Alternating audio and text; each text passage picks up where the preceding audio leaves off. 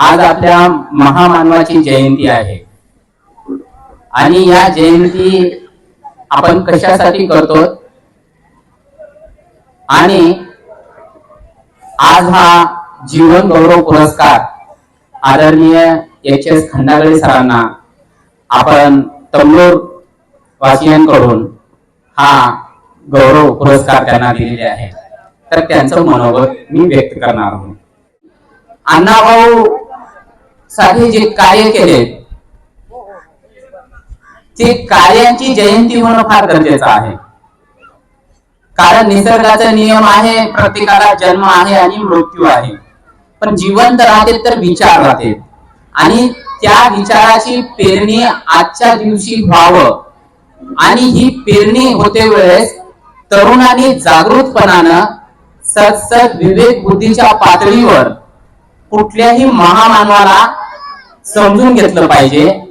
नाही तर आज जे परिस्थिती भारत देशामध्ये निर्माण झालेली आहे की महामानवांमध्ये स्पर्धा लावायचं आणि जाती जातीमध्ये भांडण लावून आपण आपली पोळी भाजून घ्यायचं, हे फक्त केव्हा होते तर महामानव आपल्या डोक्यामध्ये नसल्यामुळं।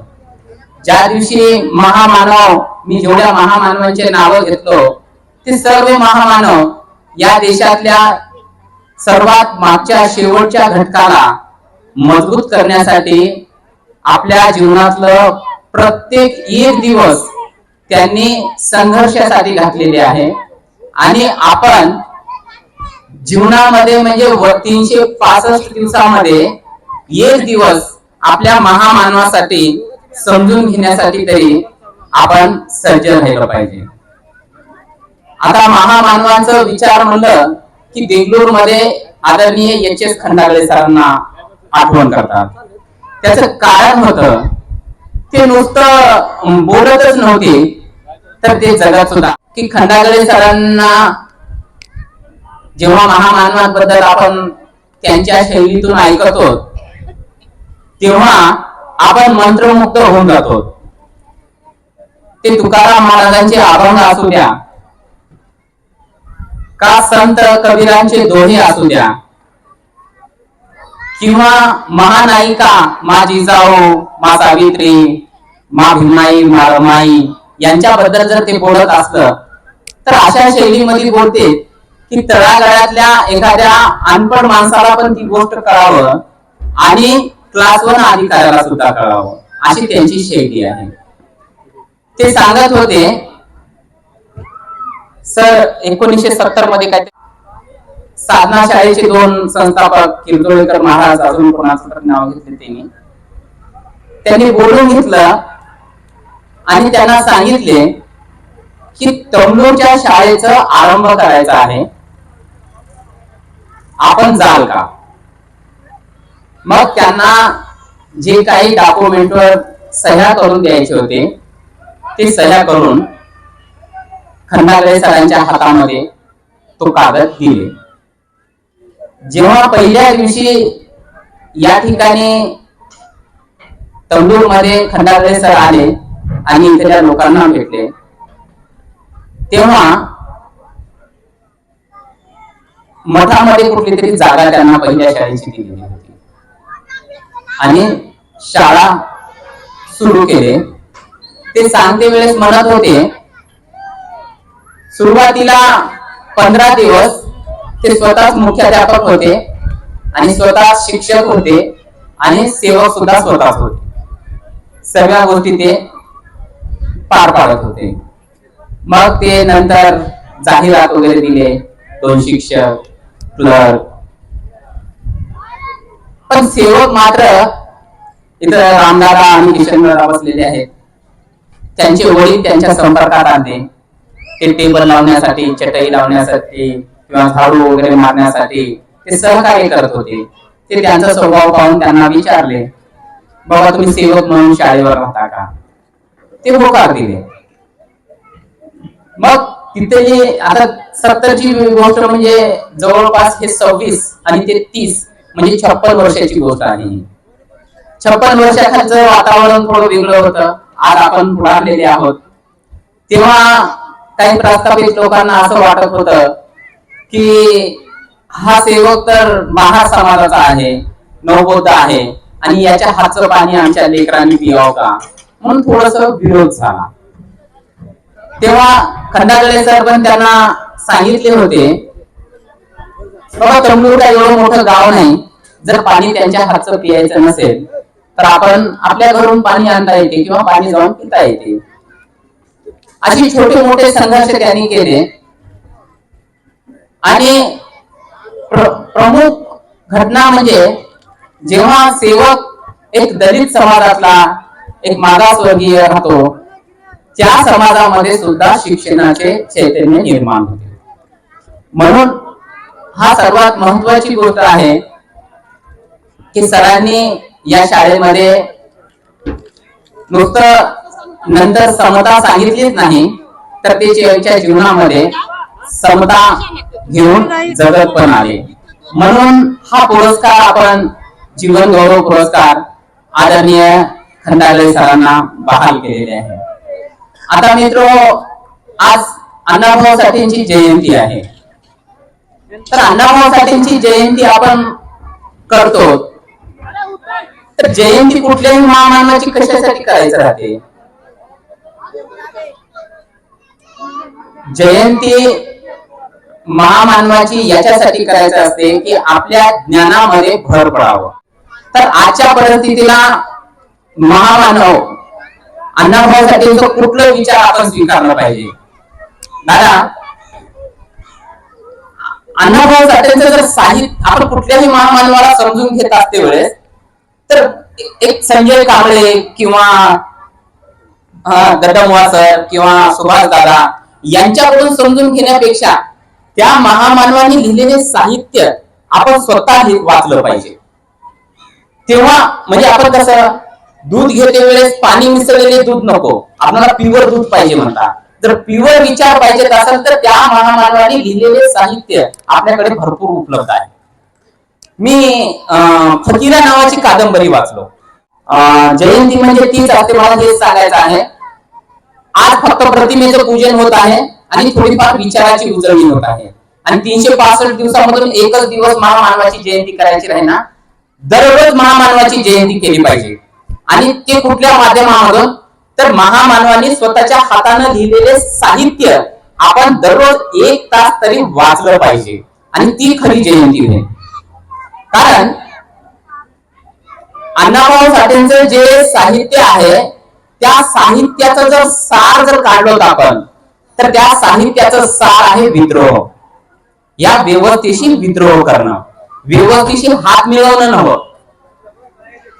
त्यांनी फकीरा कादंबरीची सुरुवात एवढी सुंदर आहे. फकीराचे वडील सुरुवातीला विद्रोह करतात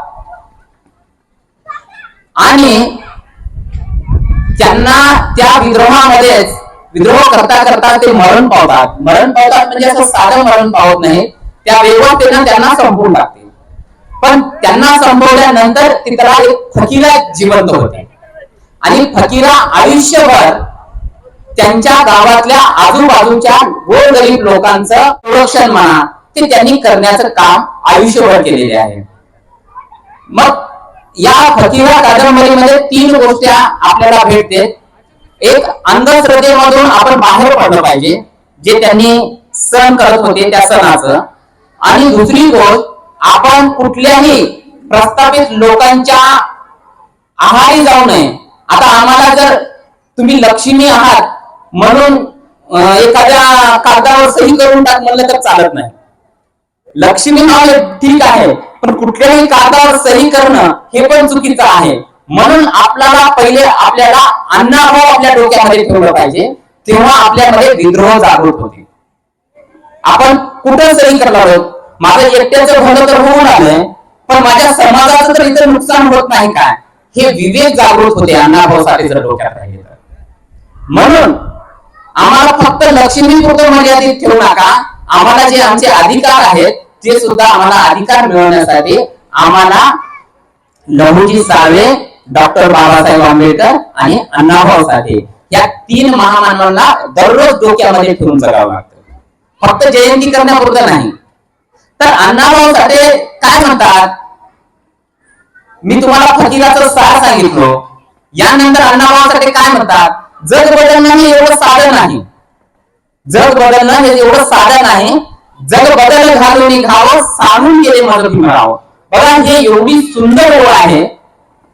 या ओळीमधून अण्णाभाऊ साठेंनी म्हणजे अनेक लेखकांना 10 पुस्तके लिहावं लागते, पण ह्या 2 ओळींमधून अण्णाभाऊंनी सरळ सरळ सर्व गोष्टी मांडण्याचा प्रयत्न केलेले आहे. हे आपण समजून घ्यायचं असते. म्हणून आपण सहज या देशातली व्यवस्था सहज बदलत नाही, तर आपल्याला फार मोठं घाव घालावं लागेल, आपल्याला संघर्ष करावा लागेल. या उद्देशानं अण्णाभाऊ साठेंनी ही ओळ आपल्याला देण्याचं काम केलंय. अण्णाभाऊंनी या जगाला गोरगरिबांच्या नावानं करून दिलं. आमदार साहेब, या जगाला, या पृथ्वीला अण्णाभाऊ साठेंनी कोणाच्या नावानं केलं, तर इथल्या कष्टकरी आणि शेतकऱ्यांच्या नावानं केलंय.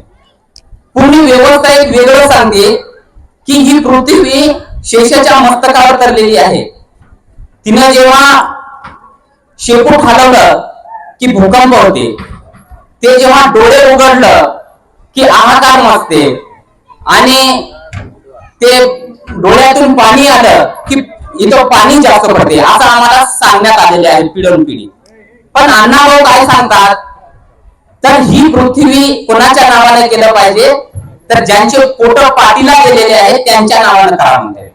कारण का, तर आपण जर विचार केला की पृथ्वी कशी घडलेली आहे, ते साहित्य रत्न लोकशाहीर डॉक्टर अण्णाभाऊ साठे समाज मंदिर हे कोणी घडवलं, तर इथल्या शेतकऱ्यांना आणि कष्टकऱ्यांना काय घडवलेले आहे. जर बेंगलोरून आपण बाहेर येत असाल तर तिथलं ब्रिज कोण बनवलं, तर आपण म्हणतो की बाबा ते कष्टकऱ्यांना बनवलेले आहे. तर या पृथ्वीचा मालक अण्णाभाऊ साठे सांगतात, या पृथ्वीचा मालक कष्टकरी आहे आणि शेतकरी आहे. म्हणून अण्णाभाऊ साठे म्हणतात की ज्यांचे पोट मोठे राहतात त्या लोकांच्या नावावर मी ही पृथ्वी करणार नाही, ही पृथ्वी मी इथल्या गोरगरिबांच्या नावानं करतो. आजही या पृथ्वीला जर सौंदर्य कोणी निर्माण करत असेल तर ते फक्त इथला शेतकरी आणि कष्टकरी करतो. पण अण्णाभाऊ साठे हे पण सांगतात त्याचबरोबर या लोकांना न्याय भेटत नाही. याचं कारण हेच आहे की संघर्ष करणारी जमात आहे, या जमातीला न्याय भेटत नाही, पण पिढ्यान पिढ्या हे संघर्ष करणं यांच्या नशिबाला आहे. आता नशीब हा शब्द मी अण्णाभाऊ साठे वापरते वेळेस ते काय म्हणतात, तर आम्ही नेहमी समजतो की हा इथून एवढा रस्ता आमच्या नशिबाला तंडोरकरांना आहे, पण हे रस्ता आमच्या नशिबाला नाही, हे इथलं राजकारण आणि इथलं जे व्यवस्था आहे यांना हे मान्य नाही इथून एवढा रस्ता करण्याचं.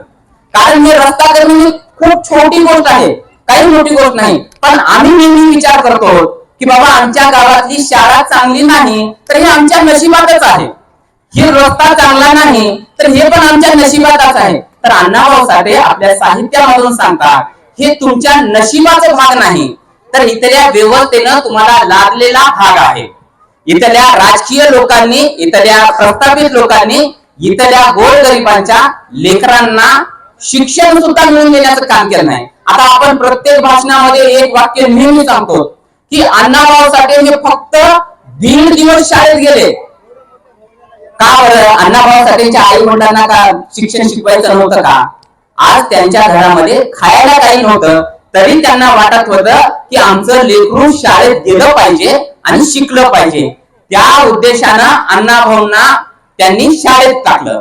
शाळेत टाकल्यानंतर मला तुम्ही सांगा, उंबरवट्याच्या मध्ये काही विद्यार्थी आहेत, उंबरवट्याच्या बाहेर काही विद्यार्थी आहेत, आणि शिक्षक शिकवतो उंबरवट्यातल्या मधल्या तरुण विद्यार्थ्यांना सर्व कळत आहे, पण उंबरवट्याच्या बाहेर बसलेल्या विद्यार्थ्यांना काहीच कळत नाही. मग दुसऱ्या दिवशी दुपारून मी काल जे शिकवलं होतं त्याचं उत्तर सांगा म्हणून अण्णाभाऊंना उभा केलं शिक्षकांना. आता मला एक गोष्ट सांगा, एक लेकरू शाळेत जाते आणि त्याला उंबरवट्याच्या बाहेर बसवल्या जातं आणि त्याला तू काल जे शिकवलं होतं त्याचं उत्तर दे म्हणून जेव्हा सांगता तर कसं कळलं? अहो 8 दिवस तर शाळा समजून घेण्यामध्ये जाते. मी हे याच्यासाठी सांगतो की परिस्थिती आजही आहे. अण्णाभाऊ साठेंना जेव्हा प्रश्न करतो तर अण्णाभाऊ साठेंना ते प्रश्न सुद्धा कळत नाही आणि उत्तर बी कळत नाही, कारण ते वर्गाच्या बाहेर बसलेले आहेत. मग छडी घेऊन अण्णाभाऊ साठेंना मार म्हणजे हातावर छडीनं मारल्या जातं, खूप मारल्या जातं. मग अण्णाभाऊ साठेंच्या मनामध्ये एवढी ह्या व्यवस्थेबद्दल चीड निर्माण होते, ही शाळा सुद्धा चुकीची आहे म्हणतात त्यांनी, की एक तर मला बाहेर बसवलं आणि मला कळायसारखं काही शिकवलं नाही आणि न कळणारा प्रश्न विचारून मला मारहाण झालं. तर मग त्यांनी त्या दिवशी असं सांगितलं जाते की त्यांनी मास्तराच्या दिशेनं दगड फेकावलं. मित्र, मी आज तुम्हाला स्पष्ट पद्धतीनं सांगतो, अण्णाभाऊ साठेंनी शिक्षकाच्या दिशेनं दगड फेकलं नव्हतं.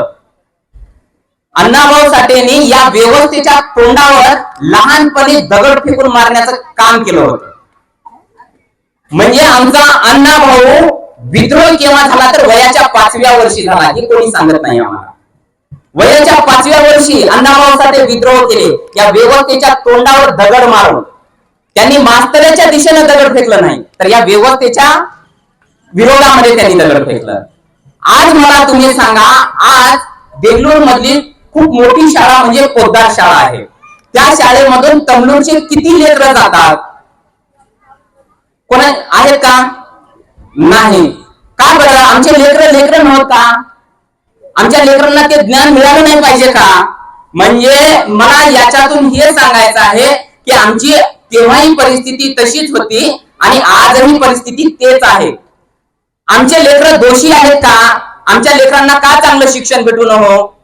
या जयंतीच्या निमित्तानं आपण आपल्या लोकप्रतिनिधीला सुद्धा हा प्रश्न केला पाहिजे की बाबा, तुमचे लेकर जन्मले तुमच्या घरामध्ये, म्हणजे तुमचे लेकर पुण्यवान आहेत आणि आमच्या घरामध्ये लेकर जन्मणारे हे पाप केलेले आहेत, म्हणून त्यांना चांगलं शिक्षण भेटत नाही, त्यांना चांगलं आरोग्य भेटत नाही, कारण तुमचं जन्मताच लेकराला सर्व गोष्टी सुविधा आहेत.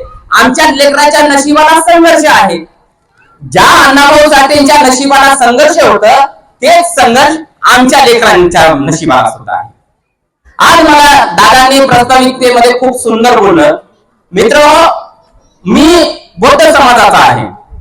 मला पण खूप म्हणल्या गेलं की वर्गीकरणावर तुम्ही बोलणार झाल्या, तर मी त्यांना सांगितलो मी वर्गीकरणावर बोलतो. मुळात माझं घर आहे मांगोड्यात, देगलूर मध्ये, अण्णाभाऊ साठे नगरच्या प्रवेशद्वारी माझं घर आहे मांगोड्यात. त्यामुळे मला माझी माय मागासारखी वाटते. माझं घर मांगोड्यात असल्यामुळे माझी माय मागासारखी वाटते आणि मला बाप मला महासारखा वाटते. आणि हे दोघंही अनपढ होते, माझी माय आणि माझा बाप हे दोघंही अनपढ होते, पण लई हुशार पण होते. हे मला लहानपणापासून हे दोन जाती आणि माझे माय बाप हे लहानपणापासून मला सम्यक मार्ग दाखवण्याचं काम करत होते. सम्यक मार्ग, आणि जो माणूस सम्यक मार्ग स्वीकारते तो बुद्धांपासून तर अण्णाभाऊ साठेंपर्यंत ज्या ज्या महामानवांनी मानव जातीसाठी काम केलंय की नाही, ती विचारधारा स्वीकारते. सम्यक नाही, टाळ्या नका, सम्यक मार्ग म्हणजे. आणि ह्या महामानवांनी काय सांगितलं, काय शिकवलं, तर त्यांनी शिकवलं की बापू, आपण जात बघायची नसते, आपण धर्म बघायचा नसते, तर आपण समूह बघायचा असते, आपला वंचित घटक बघायचा असते, आपली एससी कॅटेगरी बघायची असते. आता एससी कॅटेगरी मध्ये आहेत किती? 59 जाती. तर विवेकवादी माणूस किंवा समतावादी माणूस काय विचार करते, तर या 59 जाती मधला प्रत्येक वंचित माणूस म्हणून न्याय मिळालाच पाहिजे. तो कुठल्याही जातीचा राहू दे, मांग राहू दे, महार राहू दे, वडार राहू दे, चामार राहू दे, ढोर राहू दे, कुठल्याही जातीतला माणूस. आणि ज्यांचे पोट मोठे झाले ते थोडं बाजूला झाले पाहिजे. आणि ज्यांना खरंच उपेक्षित आहेत ते लोक, त्या लोकांना मात्र न्याय मिळाला पाहिजे. आता ह्या गोष्टीसाठी किती लोक काम करतात. म्हणून आम्हाला या देशामध्ये फक्त आता एकच गोष्ट चालू आहे, आपल्याला जर सत्तेवर राहायचं असेल तर महामानवाचे विचार जेवढे झाले तेवढे बाजूला सारा आणि यांच्या आता दादा म्हणत होते की आम्ही पहिली जयंती करते वेळेस काय म्हणायचे, अण्णाभाऊ साठेची भीम जयंती. किती सुंदर वाक्य आहे, म्हणजे दोन्ही महामानवांचे नाव.